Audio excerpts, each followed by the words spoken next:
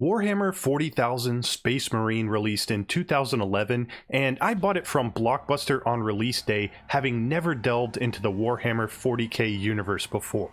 At that point, I honestly thought that Warhammer, Warhammer 40k, Warcraft, and StarCraft were all part of the same universe. Try to keep up. I just never really did any research into stuff like that, nor did I really care to. The game just looked fun as heck. I saw one trailer on GameTrailers.com, saw maybe a couple of articles about it in gaming magazines, and I played the demo from Xbox Live Marketplace. That was more than enough to convince me that it was my type of game. I love a game where you're put into the middle of a giant battlefield with tons of characters on both sides and not just swarms of enemies against a lone player. And sure, most of Space Marine is you fighting tons of enemies alone, but there are a good handful of levels where you really feel like you're part of a living battlefield, where your actions can make little to no difference in the way that things play out. That specific topic I'll save for another video, but today I want to talk about Space Marine 1 and why it's still fun to this day and why I miss the way gaming used to be. I was somehow able to use either a deal, a coupon, or store credit or something because I got Space Marine for about $15 from Blockbuster on the day it came out. I went home thinking I knew exactly what I'd be doing with my entire weekend. This day's getting interesting. Lucky for my girlfriend, who had plans for us the next day, I beat the game in a single 7-hour sitting and was still able to go to bed at a reasonable hour that night. But those 7 hours were some of the most fun I've had with a game, and there are a few reasons for that. I recently replayed Space Marine 1 for a couple reasons. Firstly, to prepare for the sequel that came out earlier in 2024, and because there was a free upgrade to the Anniversary Edition for those of us who already owned the first game on Steam. I'd originally bought and played the game on Xbox 360, but when THQ went out of business, I picked up Space Marine as part of the winter going out of business sale that THQ had. It was like 40 games for $25 or something, and I just couldn't pass that up at the time. It came with Space Marine, the first two Dawn of War games, and all the expansions for those, and it also had things like Darksiders, MX vs ATV Reflex, Titan Quest, Company of Heroes, and Saints Row. Man, THQ used to publish some absolute gems. But anyways, playing back through Space Marine again all these years later made me remember what gaming used to be like in the high point of the 7th generation of consoles. Social media was still pretty new at that point, so there wasn't as many places online to find discourse about video games as there are now. In fact, the only things I followed were YouTube videos and trailers and forums on GameTrailers.com.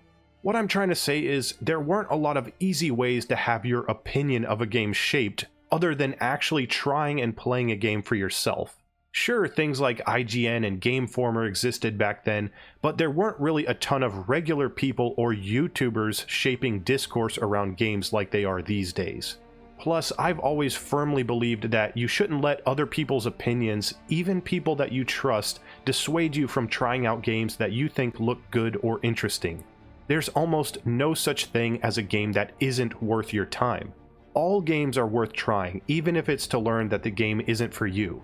How else are you ever going to branch out and find new things to love, or learn what you don't love to help shape your future decisions? I mentioned that I originally played Space Marine on my Xbox 360, and I firmly believe that was the best way to experience the game. Regardless of the Anniversary Edition's enhanced graphics, frame rate, etc., playing on PC, especially with mouse and keyboard, just doesn't do justice to the amazing tactile and visceral sensations you get from the combat and epic set pieces in this game when experienced on Xbox 360 or PS3. Space Marine is like a great summer blockbuster of a video game.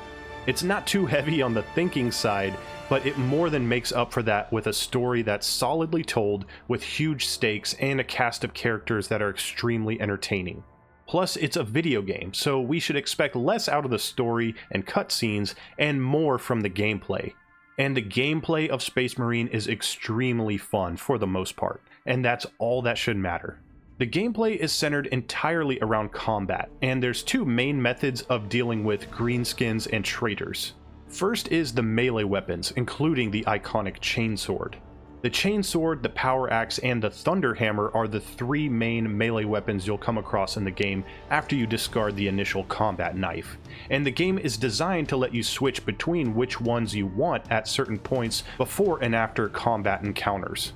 Melee combat feels best on controller with vibration effects turned on, but the visual design really does do a lot for players even using mouse and keyboard or just having vibration turned off in your controller.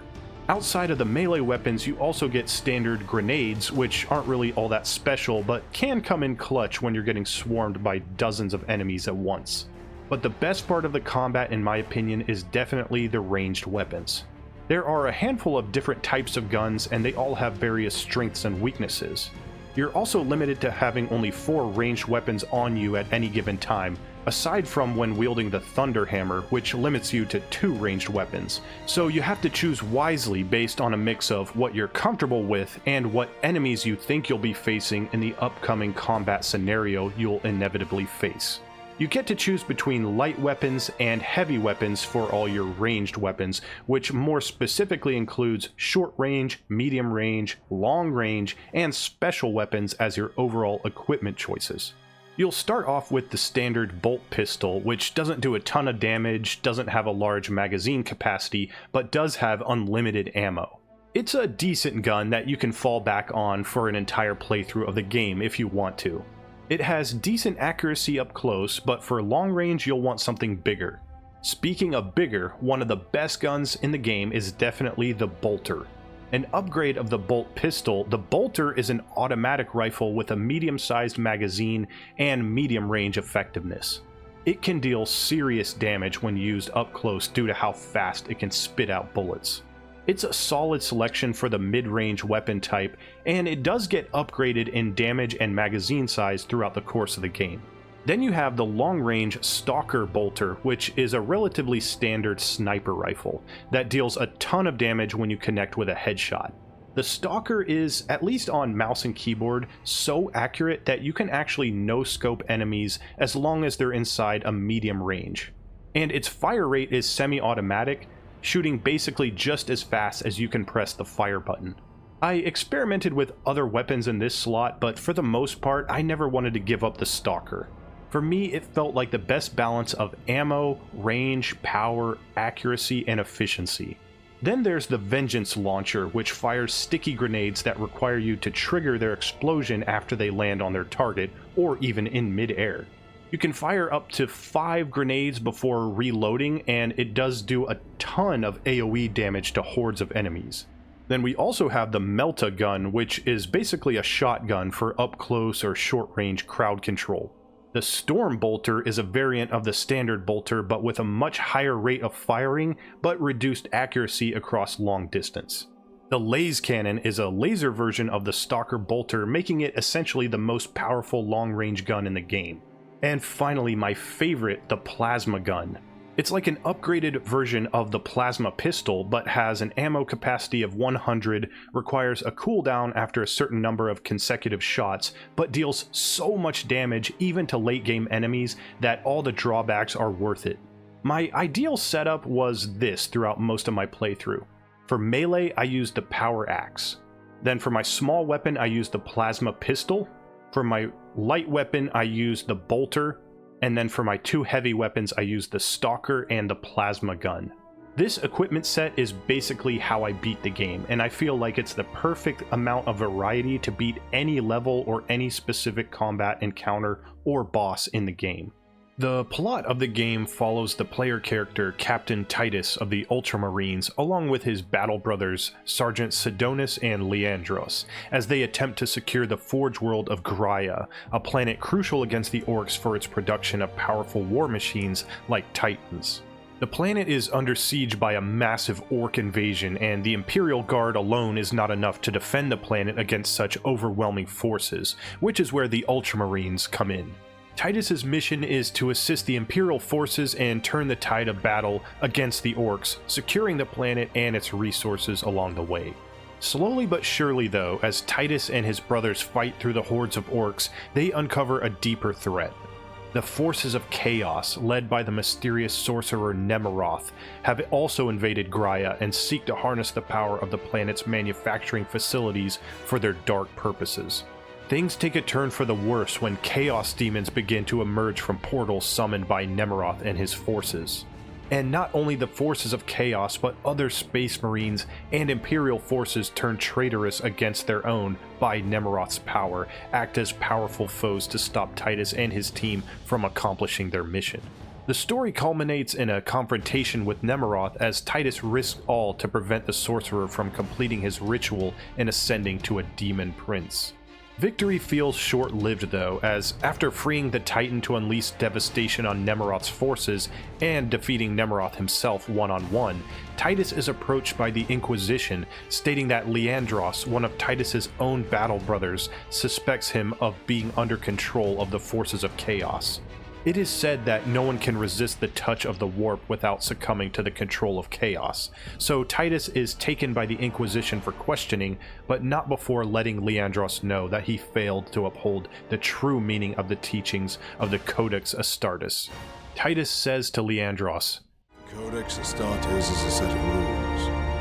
They guide us, shape us as Ultramarines, teach us to hold duty and honor sacred above all. But how we live with those rules is the true test of a Space Marine. And you have failed. Dang. Before the credits roll, we get confirmation that the Imperium secured the planet and its resources and completed its mission. We also see that the Inquisitors are going to investigate Titus for signs of heresy. And then it's over. What a ride this game is. I'll say it again, Space Marine is like the ultimate summer blockbuster of a video game. It's got a compelling story, great action, awesome characters, and leaves you feeling satisfied by the end, even if it's not perfect or has some rough edges. The game's sincerity and its attention to making you feel powerful and its dedication to the source material end up with one of the coolest games from the 7th generation of consoles. Space Marine serves as a reminder of what made the 7th generation of consoles so impactful. Games like this prioritize delivering an intense, action-packed experience without bogging the player down with unnecessary complexity or filler content. They focused on fun, crafting tightly paced adventures that didn't overstay their welcome. Space Marine encapsulates this philosophy with its straightforward yet immensely satisfying gameplay loop. It's a game that knows what it wants to be, pure, unadulterated fun, and it delivers that with every swing of the chainsword. In an era where many titles strive for sprawling narratives and countless hours of meaningless content, it's refreshing to revisit a game that reminds us of the joy found in simplicity and sheer adrenaline-fueled action.